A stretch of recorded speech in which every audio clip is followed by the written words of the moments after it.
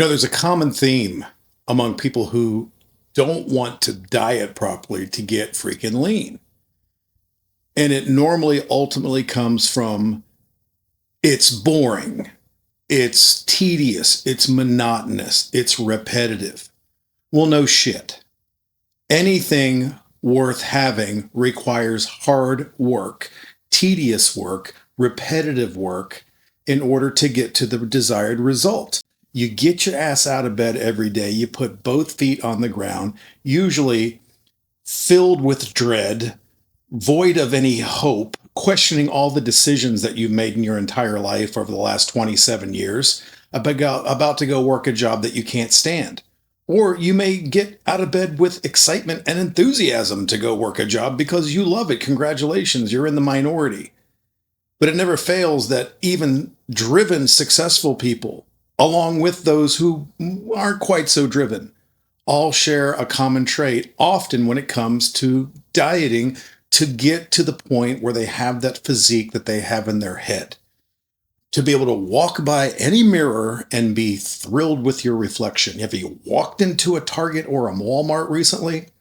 It's filled with 250 Jabba the Hutts. Everybody is sick and diseased. Everybody's falling apart. Everybody looks like an absolute freaking dumpster fire. But nobody's willing to do anything about it. And while they're in Walmart, they're going down the freaking ho-ho aisle, throwing a variety of garbage into their cart, all of which is typical processed garbage food that has lots of carbs, lots of fat simultaneously. And what have we talked about over and over again? It's the high concentrations of carbs and fat working simultaneously at the same time that are going to make you turn into a freaking blimp. Listen, pumpkin, if you want to get really lean, if you want to be happy with your reflection, if you want to stop buying clothes that are a size bigger than you need because you're trying to hide all the jiggles and you wish you could be wearing tighter clothes, guys, maybe you work out hard and you look okay in a shirt, but when you pull that shirt off at the beach, you look like total dog shit. I'm just being honest. I mean, people say they want these things, but like the theme that we've been talking about recently is nobody wants to go through the motions to actually get there. So what does it require? It requires monotony. It requires repetition. Well, the same thing goes in life too. I mean, if you're trying to get lean for summer, or you're tired of being fat, you're tired of being, very unhappy with yourself to the point where it's driving you almost to depression, but then you go out into the work environment or around your circle of friends or family. I talk about this in my book. The reason why everybody around you in this culture is trying to suck you down to their level is because they're not willing to do the work either. And if they bring you, Mr. or Mrs. Dedicated, in that moment down to their level, it justifies their own laziness, and they don't feel so guilty about themselves anymore. Getting lean is about repetition. It's about sacrifice. And I'm going to use the S word that nobody wants to hear. It's occasionally about suffering a little bit.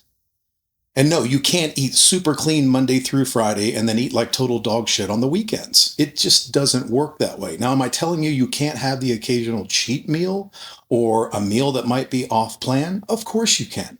If you're doing everything else right 90% of the time, then you can allocate certain meals or certain foods in small amounts occasionally, and you're going to do just fine. I speak about this all the time. I'm doing that now, but I'm still able to maintain 12% body fat, and I'm not competing for anything other than a Go Rock competition in September. And actually, a little bit of body fat is probably going to serve me well when I'm getting my ass handed to me by a cadre of ex-Special Forces guys for 10 to 12 hours in the woods with 40 pounds on my back. So I'm perfectly happy in the place I'm at. So once you get into that groove of getting lean and you follow that repetition and you follow that bit of tedious lifestyle for a while, once the results come together, dedication follows results. So as results start to come in, the dedication increases and it grows because you're seeing true trackable metrics in front of you, looking better, clothes fitting better, getting leaner, starting to see your abs, starting to see veins in your arms, or whatever the case may be. But diet is about being meticulous. We can go to the gym for 45 minutes and we can crush a hard workout and then we leave. And then we're left to our own devices, the other 23 hours of the day. Thank God we're sleeping for 7 or 8 hours, or we'd probably be cramming our faces with shit during those periods of time. But when you're choosing your nutrition plan, there's a couple of things that have to be on point. You have to eat clean, single ingredient whole foods. Yes, I say this all the time. Repetition is probably a good thing. You can creep outside of that repetition as long as you're eating roughly the same 10 or 12 foods all the time. Now, when it comes to the math around nutrition, that's not super hard either. Prioritize protein. 0.8 to 1 gram of protein per pound of ideal body weight. If you're more of a carbohydrate intake person, if you're training hard and carbohydrates work well for you like they do for me, you don't have any adverse effects from them, then you also want to follow roughly that same guideline, roughly a gram per pound of body weight. And if you're super active and you're not morbidly obese, many people can even double that number and you're going to be fine, provided you keep the fats lower. And somewhere in that neighborhood of 50 to 70 grams is going to work well for just about everybody. You don't need tons and tons of high fat. The low carb community will tell you over and over again, you need tons, copious amounts of fat in order for proper hormonal output. Well, that's nonsense. You don't. And the data has proven that 50 to 70 grams is more than enough dietary fat to produce the proper desired hormonal output result that you're looking for. So everything works better. Guys are always talking about, how do I increase my testosterone? And then they look up articles on the internet or they ask AI. They'll hear things like lift weight, eat red meat, eat eggs, get omega-3s, blah, blah, blah, blah, blah, eat this carb, whatever. Well, one of the biggest deterrents for testosterone production is excess body fat. When you have a bunch of body fat on your body, you produce more estrogen, which in turn will lower testosterone. Yes, we do need some body fat to protect our organs and, cushion our joints and ligaments. There's a certain level of body fat that is definitely healthy. But guys, you can walk around 10 to 12%, even 14% body fat year round. You can maintain that and you can be outrageously healthy. Women, strive to get under 20%. And then if you want to get down to more elite, like we're talking like swimsuit model, lean, get into that 14 to 16% range. Boom, you're there.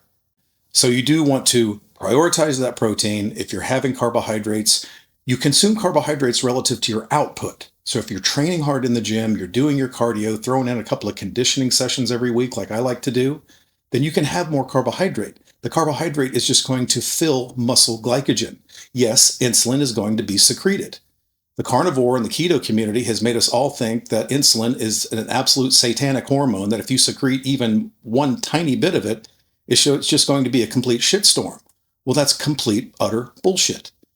Insulin is a very important hormone and we have it for a reason. So when you eat a carbohydrate, not excessive amounts of carbohydrate, and if you don't have carbohydrate in your blood with excessive amounts of dietary fat at the same time, then insulin's absolute primary initial function, its desire, is to take that carbohydrate, convert it into glycogen, and store it into the muscle to be used for high-intensity muscular contractions. That's it. But if you take in way too much, or if you have high fat swimming around at the same time, something's got to be stored, and the excess will be stored into the fat cell. So you choose your energy source intelligently.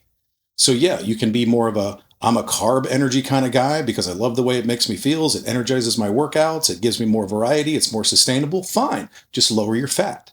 If you're more of a carnivore person, which is fine, obviously you're going to have higher fat because you're keeping your carbs extremely low. That's okay too. But you don't want excessive amounts of that because ultimately that will backfire.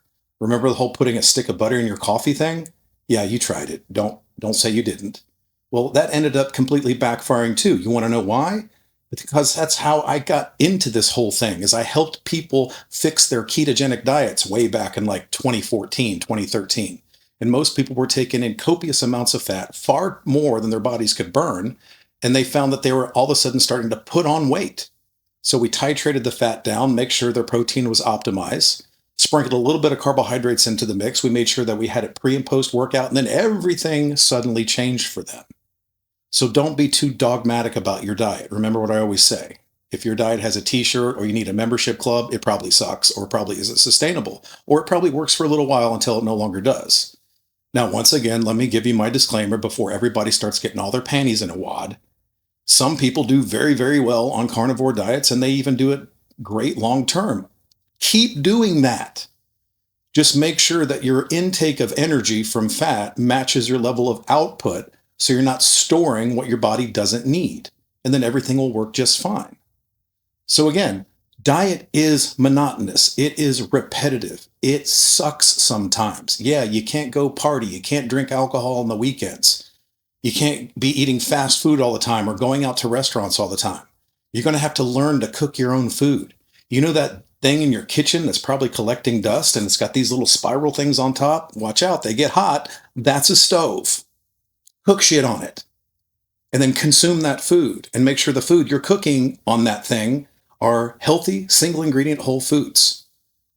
Mostly what's found in nature. If you can't kill it, pick it, or pull it out of the ground, it's probably not going to be good for you. If it comes in a package or a box, more than likely it's not going to be good for you.